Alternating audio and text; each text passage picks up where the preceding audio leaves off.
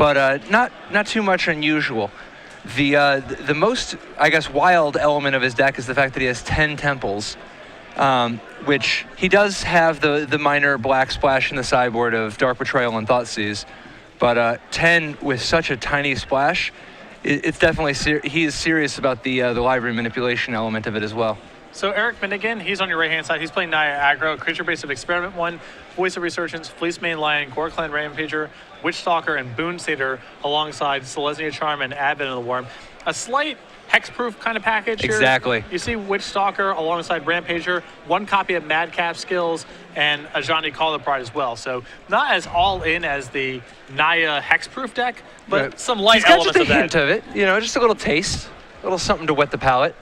So Eric Smith, he starts off, he's your blue-white control player on the left-hand side. He starts off with a Temple of Silence. Erik Finnegan with a Experiment Temple 1 Garden promo. And an Experiment 1. Yeah, that's an exotic Experiment 1. Where are those from? I don't know. Maybe Friday Night Magic? I'm not sure. That's sweet. Looks like Erik Finnegan maybe went 4-1 at an F&M not that long ago. Pretty nice. Another Temple for Smith. He's going to put it on the bottom. That's a lot of Boros Charms in his hand. And that adds up to 12 extra damage, right? And also some protection potentially against Supreme Berg, too. Oh, yeah. Creatures backed up by Boros Charm is, in my opinion, one of the better recipes you can have against a deck like Esper.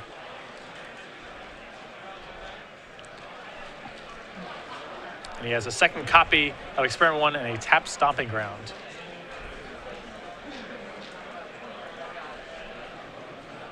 And naturally, Smith with the Detention Sphere to take care of the two Experiment 1s.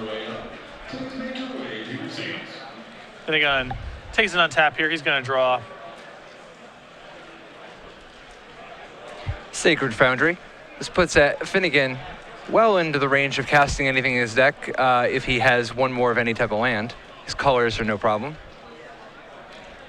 Yeah, the most taxing thing on his mana base is Ajani, Call of the Pride, and Advent of the Worm, which he can now cast.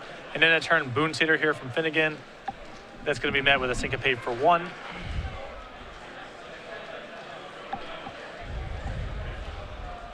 Yeah, Naya's a strategy that a lot of people were talking about, 6 months ago, but has kind of fallen off the map. Yeah. Why do you suppose that is? I think the mana and I think the mono black devotion and mono blue devotion matchups are too tough. Do you think mana confluence could be enough to help the mana issues? Yeah, I think the mana issues are secondary to the it just devotion. matches up poorly against the devotion decks? Yeah. So you see an end of turn Advent here from Finnegan. That's going to be hit with a Dissolve. And you can see Smith with Sphinx's Revelation in hand, so just trying to make his land drops and get to the game to that point. Finnegan with a Temple of Abandon. Looking at a couple Boros Charms in hand. The sequencing of his threats, he definitely was playing around certain things, but he ran right into the jaws of Smith's counterspells.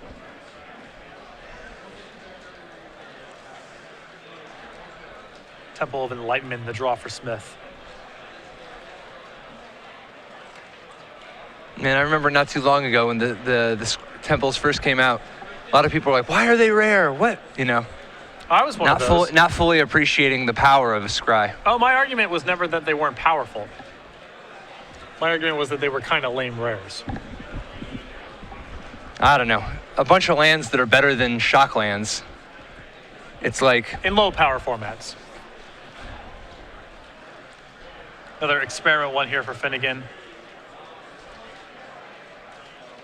He's going to play Jace, Architect of Thought. Another promo. The old Jace versus Vraska, I believe.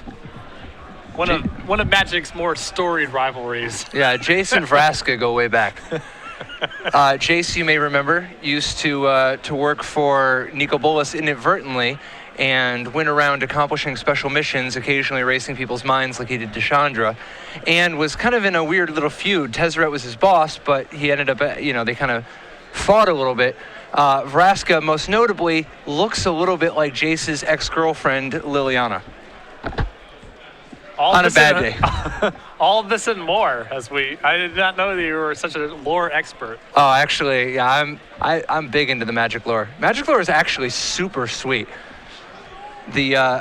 it'll be interesting to see what the Magic movie looks like when that comes out, because Magic's storyline has so much. There's a lot of cool characters, and it's always funny. Here we see a Boros Charm taking out Jace. It's always funny when you hear about different elements of the story and they involve characters that you're familiar with, because it feels kind of like you know Jace, you know Liliana, and so to find out things like, oh, those two used to date, that's like a whole thing. Chandra and Jace's relationship a little bit more fiery, an awful lot of pulling of the pigtails, rivalry, fighting, but kind of on the same side whenever Jace isn't kind of stealing important documents from her. And then a turn, Revelation for 3 here from Smith. Finnegan just completely out of action, looking at a hand of just Forest and Boros Charm. Waiting to be put away.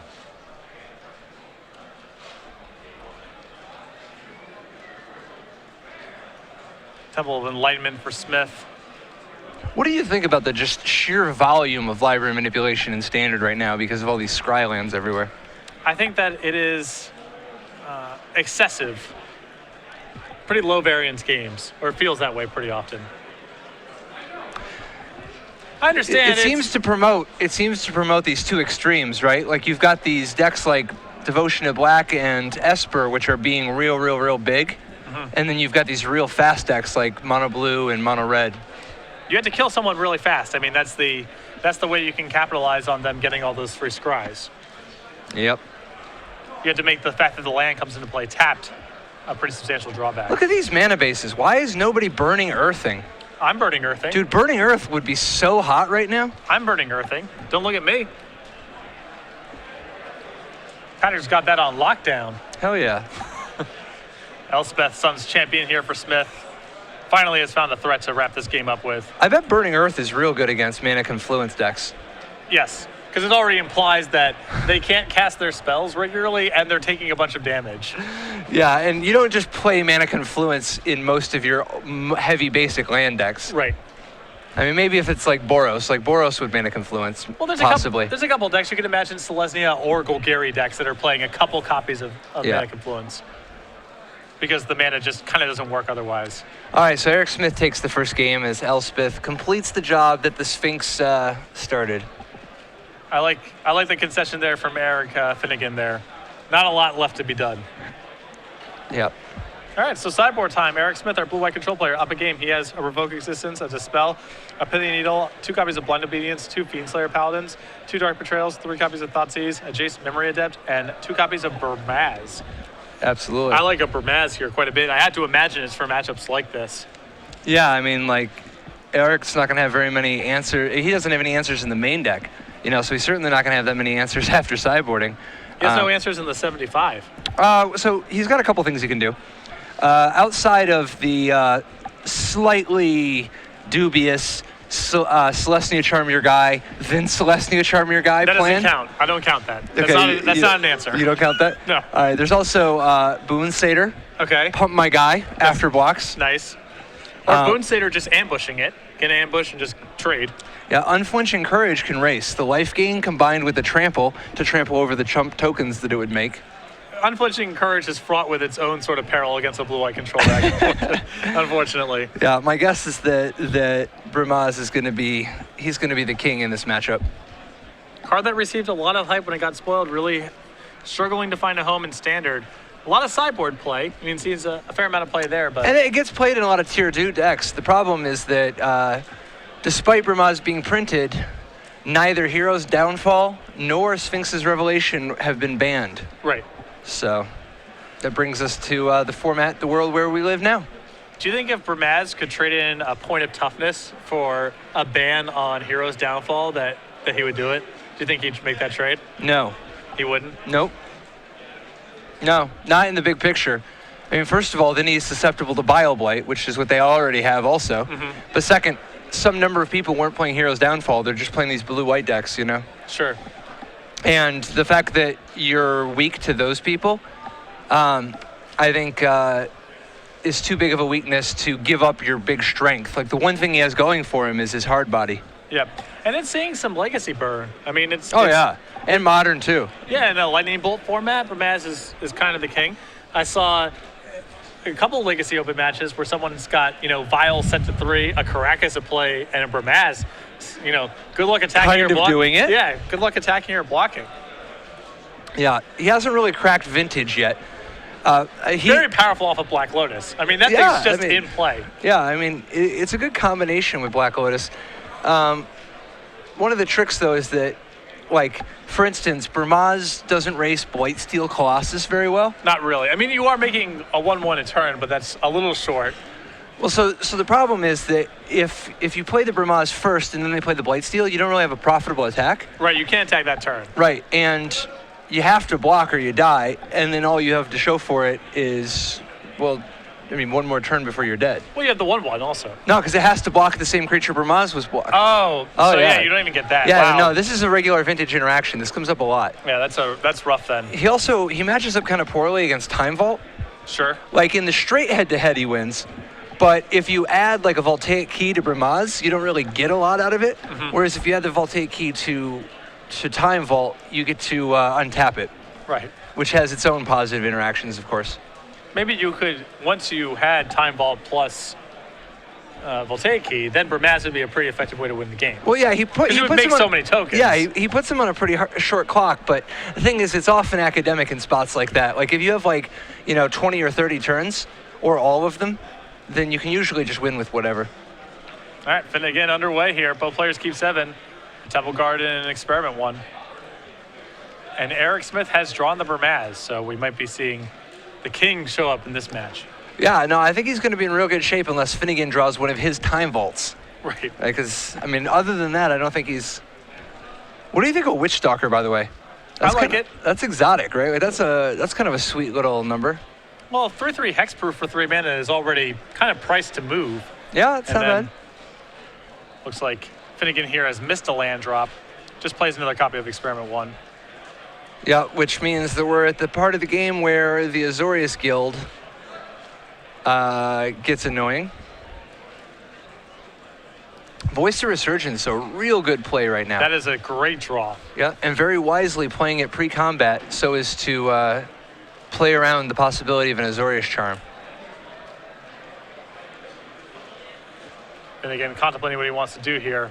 Voice looks mighty attractive right now. Absolutely. Talk about a card that's priced to move, by the way. Oh, yeah. Voice of Resurgence is definitely a real nice one. So, any chance we'll see a cycle of the Azorius Charm? We might. Smith also has the Last Breath in his hand. You may see him use the Last Breath on... It looks like he's just going to allow this all to happen. I like it. It's pretty gangster. And Smith untaps. No point in playing any of those instants. Not now. Wow, doesn't play the Bramaz. I think we might see a Last Breath on the Voice of Resurgence this turn. Yeah, but I guess you don't, I guess he's concerned about Celestia Charm hitting his Bramaz, right? Because when he +2/+2s the Experiment 1 after blocking it, it's just that now it's a whole thing. Right. So Smith takes a slightly more conservative approach, just uses Last Breath on the Voice of Resurgence, plays a Temple of Enlightenment. Erik with another Voice of Resurgence and a much needed third land, which will turn Witch Stalker on next turn. And red mana to boot. Oh yeah, this is, things are starting to turn up Finnegan. The Voice of Resurgence. Surely the line. Yeah, comes equipped with some Supreme Verdict insurance already, so. Yep. See the voice here. Experiment 1s do not evolve. They're already 2/2s. 4 damage comes across. The crowd wants to see Bramaz. That's what the crowd is demanding right now. Give us the king. Instead, Erik scries again. He's got to know for sure, is it time? It looks like it's time. Bramaz, boom! Now, here's a question for you. If you're Erik, if you're Erik Smith, if Finnegan attacks with his team, do you block? I think if you're at 11 right now and looking to go to 5, I think you have to block no matter what. The combination of Like Boros Charm is so deadly, and if he's got Celestia Charm anyway, it's going to be real bad for you anyway. Interesting.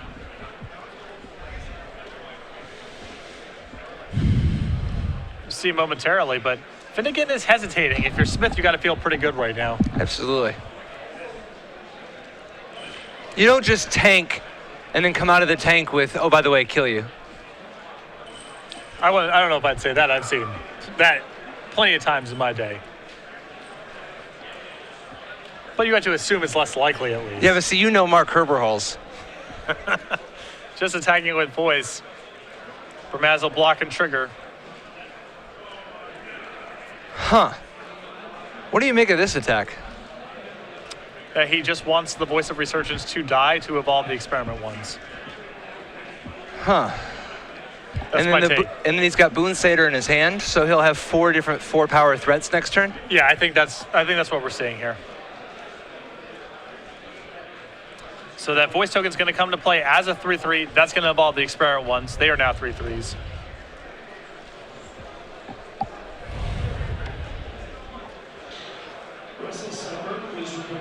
One of the SCG tokens that has put in an awful lot of work in these feature matches.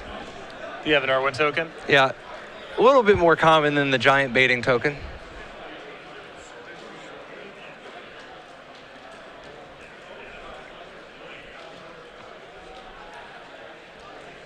Smith debating what he wants to do here. Because it's possibly just wants to attack first. You know, it depends on how greedy he is. If he thinks there will only be a double block, the Azorius Charm in his hand could be, you know, part of a big blowout. It is some risky business. Oh, yeah.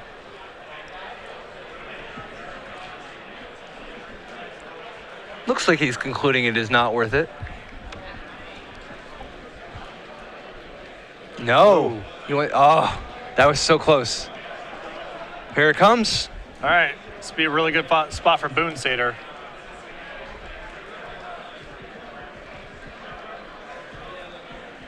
So here comes Bramaz and Bramaz's token. This is some pretty aggressive cat attack here. This is like, I mean,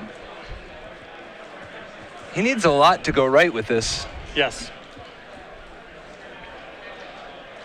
Although he is a bit behind, there is an argument for just hoping that Finnegan messes up the blocks. That's fair. It looks like Finnegan's pushing everything in front of Bramaz. There's an Azorius Charm on the token.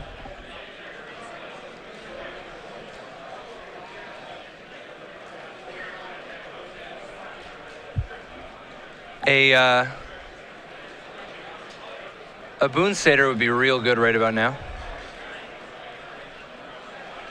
And there is Boon Satyr, as predicted. So assuming Finnegan remembers his triggers here, that's going to give both of these experiment ones up to 4/4s, and now Bramaz kills nothing.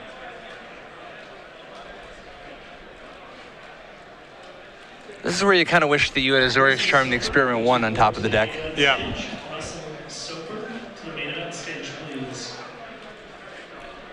Now Smith is going to follow all this up. A copy of Blind Obedience. Not really at its best in this matchup. Not a lot of haste threats in Finnegan's deck. Right. Temple of Triumph for Finnegan. Gonna leave it on top. And here comes a big attack. I mean, this is lethal coming across right now. Smith on 11, 12 coming across.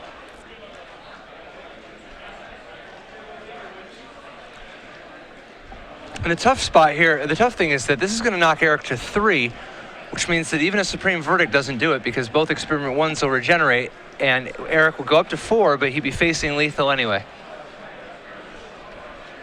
The Tension Sphere, not quite enough either. Also going up to 4, and even though it deals with both Experiment 1s, does not stop the Boon Satyr. It's possible Finnegan was still supposed to deploy one more threat that last turn because of Elspeth. Right.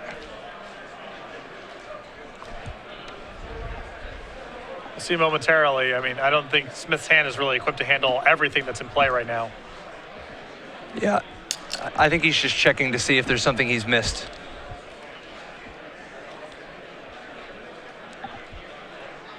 So there's a Detention Sphere and an Extort trigger. That's going to move Erik up to 4. Targets the Experiment 1. Looks like we might be on the hope he doesn't attack with the Boon Satyr plan.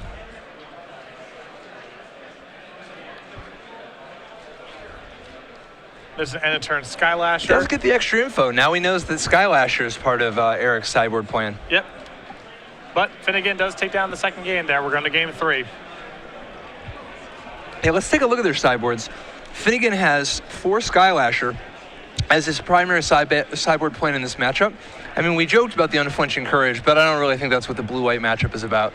I think that mostly we're just gonna, I think Skylasher is basically the end of it. Yeah. I mean, there's an off chance he brings in Madcap skills, but again, I just don't think the creature enchantments are where you want to be in the matchup. Sure. So Erik Smith, on the other hand. With a Revoke Existence as a spell, a Pithy Needle, 2 copies of Blind Obedience, 2 Fiendslayer Paladins, 2 copies of Dark Betrayal, 3 Thought Seizes, Jace Memory Adept, and 2 copies of Bramaz. We saw one of the Bramazes there. That game was not that effective against Finnegan's multiple experiment ones. I'm a little interested to see Blind Obedience again. Finnegan's deck, not a lot of range and not a lot in the way of haste. Actually, no haste in this deck. Right. Not really the best suited matchup for Blind Obedience. Do you think it's possible that he just misjudged what kind of a deck Finnegan was playing and thought that it was a little bit more Stormbreath Dragon, a little bit more aggro-oriented? Maybe. I mean, you saw a bunch of Boros Charms. Let's go back and think about what we saw in game 1 there. We saw 3 Boros Charms and a couple of cheap creatures. A couple of experiment ones. Not unreasonable to guess there could be some sort of haste action going on. Yeah. I really like Dispel in this matchup. I hope he brought the Dispel in. The ability to dispel Boros Charm, Celestia Charm, Advent of the Worm. I mean, obviously there's a lot of things it doesn't hit, but it's a real good way to spend a mana and to gain some much needed tempo. Especially when the blue-white control deck is on the play, getting to turn 5 with Supreme Verdict plus Dispel backup is a reasonable path to take and is a very effective plan against what the Naya aggro deck is trying to do, which is present a board and then back it up with Boros Charm. Right, plus sometimes you just, dispelling an Advent of the Worm the same turn you Detention Sphere to threat is a real nice turn 4. Yeah. All that Smith really needs to do is keep his head above water because eventually Sphinx's Revelation or Elspeth carries the game. Right, exactly. Now, what do you think of this mana base here? I mean, one of the struggles with the Naya deck is how do you deal with the fact that so many of your lands come into play tapped? And for Erik Finnegan, the answer has been, whatever. You know, he's just playing 8 temples anyway. Yeah, you're sort of just priced into doing this. This is another mana confluence deck, that's for sure. Now, is this deck fast enough and aggressive enough to actually play 4 mana confluences, or is this another, 1 or 2 mana confluence type of decks? I think that this deck can play upwards of 4, in part because it has access to Unflinching Courage in the sideboard. So the matchup where you get the punish the most for having all of those City of Brasses is the one where you can get a life gain Haymaker in your post-board games. Yeah, I mean, he even has Fiendslayer Paladin and Gift of Orzhova for extra life gain action. Yeah, he's not messing around with what his plan is in the beatdown mirror matches. He's get an enchantment on a guy. So both players keep 7.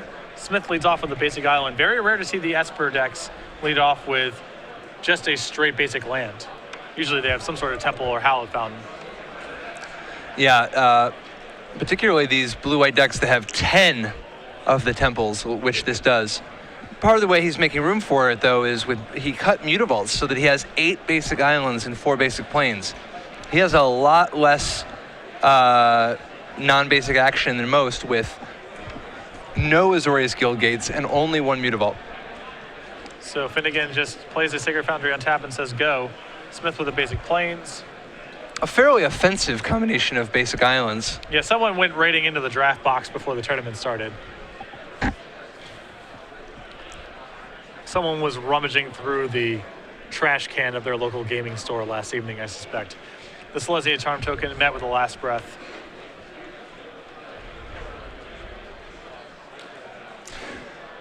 Finnegan with plenty of colors, always really needing as a 4th land, and he'll have everything in his deck turned on. Experiment 1 and Voice of Resurgence. A nice little sequence. Yep, trying to build up his board in such a way that he isn't ruined by Supreme Verdict. And Voice and getting Experiment 1 to a 3/3 is a very good base for that. Another last breath from Smith here. That's going to take out, I presume, the Voice of Resurgence. It does. Smith ships the turn back to Finnegan. And it looks like Finnegan's got a relatively reasonable mix of lands and spells here. He's got, he's got a few more threats in his hand. He's trying to take it slow, though, so he doesn't just get blown out by a Supreme Verdict. There's a Fleece main line. That's going to evolve Experiment 1. Your personal favorite. Well, there's no populate effects in his deck, so. The nice thing about the Fleece main line here is that it's threatening to Monstrosity next turn and become a real serious threat. Yeah, and the threat of that is going to warrant a Supreme Verdict right now. Finnegan goes ahead and regenerates his Experiment 1, so he's just down the Fleece main line. And you can see Finnegan trying to do what the Naya deck does best, which is advance his board, but not get ruined by just a lone Supreme Verdict. Is this a main phase Advent? It's a Gore Clan. Trying to hold back on Absolutely. the Advent. That evolves Experiment 1 yet again.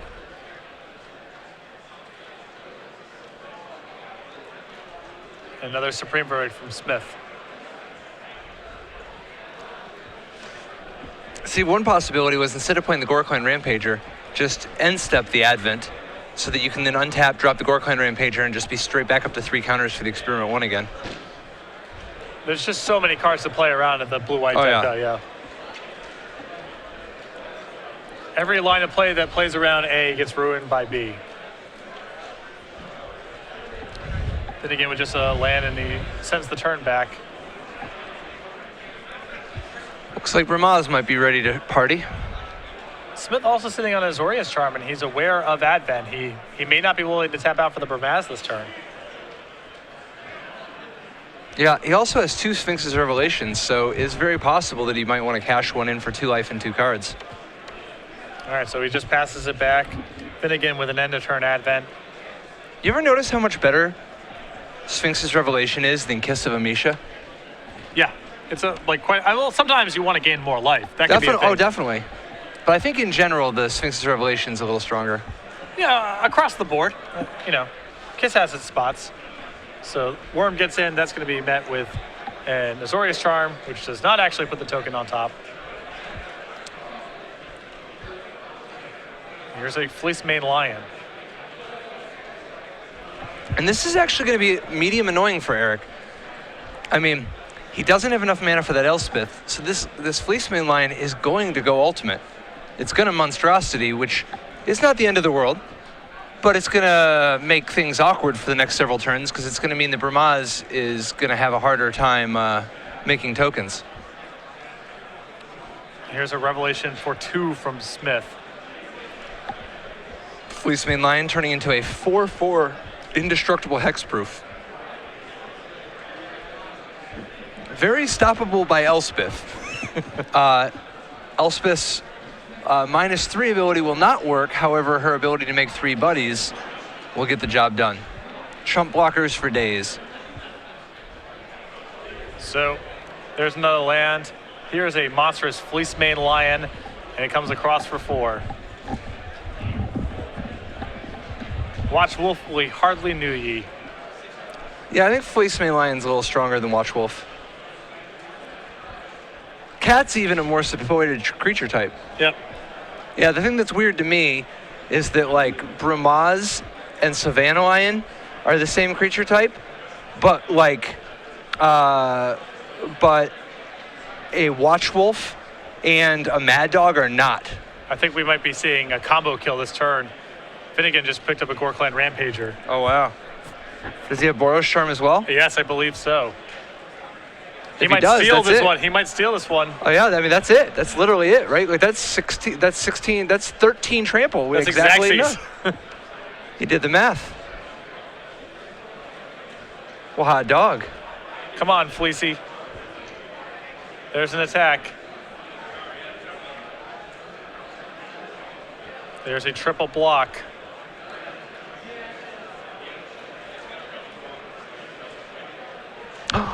He doesn't do it.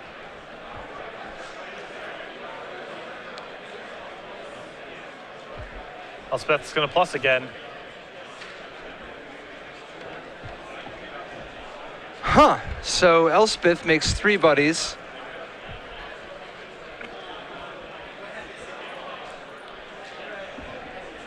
Erik Smith has access to Sphinx's Revelation now, which will give him the extra life cushion he needs to make sure that he doesn't die to the combo kill. Well, there's still the risk. I mean, Finnegan still has live draws here, still has a Johnny, still has another Rampager, but has definitely made this troubling on himself. White-bordered forest sounds about right now. All right, there is a monstrous, and here's the Boros Charm. So this is a 8/8 trampling, hexproof, double striking Fleecemane Lion. This is a rev for 4. That's going to push Erik up to 17. So now he's at 2. And Elspeth is a whole problem. Fleecemane Lion doing what it can, but a lot of the other doors are getting shut right now. Yeah, Finnegan now needs another Gore Clan Rampager, or a Boros Charm, or a Celestia Charm. But Smith now with Dissolved Mana at the ready, trying to advance his board here. Plays for Maz. He does have Dissolve, so Gore Clan Rampager is still real. Depending on how Smith blocks. Yeah.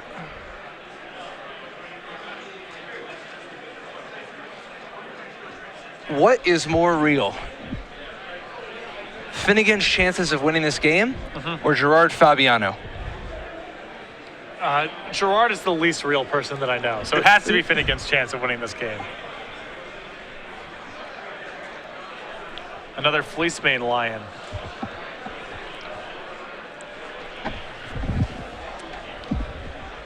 The previous Fleecemane Lion comes crashing in. This is a really tricky block for Smith, right? Yeah, I mean, there's so many things he could potentially have, but at the same time, you don't want to just spew. You know, you don't want to just lose value, just throw away value, because you're going to need those blockers in the future. What is the right amount to block with? Because he has to block with so much to not die with the ramp to a Rampager here. Right.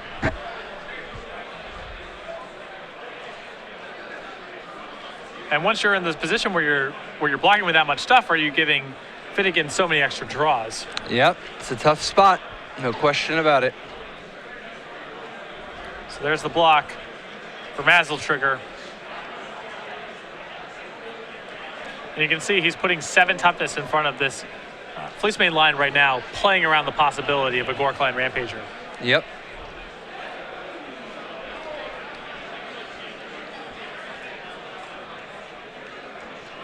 Finnegan tries to resolve another Fleecemane Lion.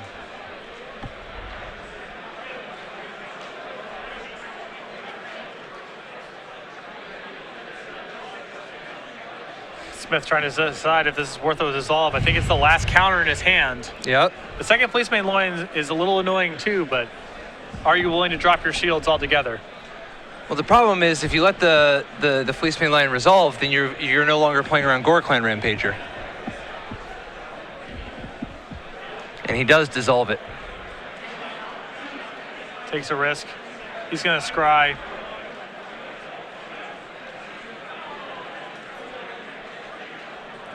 So he is still playing around Gore Clan Rampager by sacrificing Boros Charm as a possibility for next turn.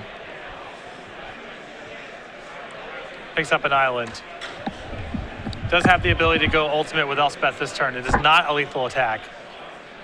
Now, the nice thing about ultimating Elspeth here, though, is that a bunch of those tokens can soak up a lot of trample damage. Here's a minus from Jace. Reveals Negate. Negate is a big game. So that puts away Boros Charm as a line. So now Smith has the luxury of trying to play around just Gore Clan Rampager. Yeah, he is a mana short, he is a loyalty short on the Elspeth, so he's going to need one more turn, but he should be able to just go off next turn.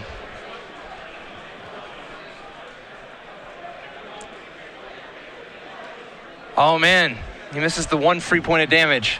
One of his tokens has Vigilance. So sick.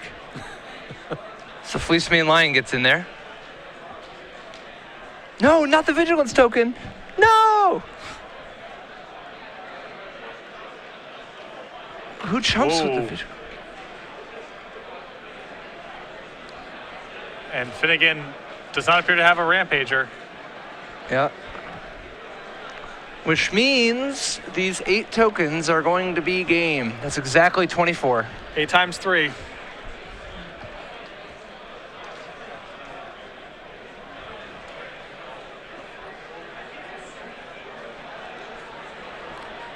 This is the ultimate, and I can't go for it. He has negate backup here. Yeah, what could go wrong? Boon Satyr? You saw Skylasher in a previous game. Oh, yeah. Skylasher could go wrong.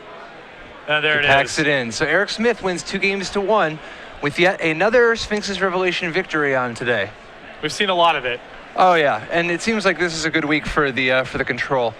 Now that said, it did seem, unless we had the life totals incorrect or something, that Finnegan did have the kill there in game 3, and just didn't see it.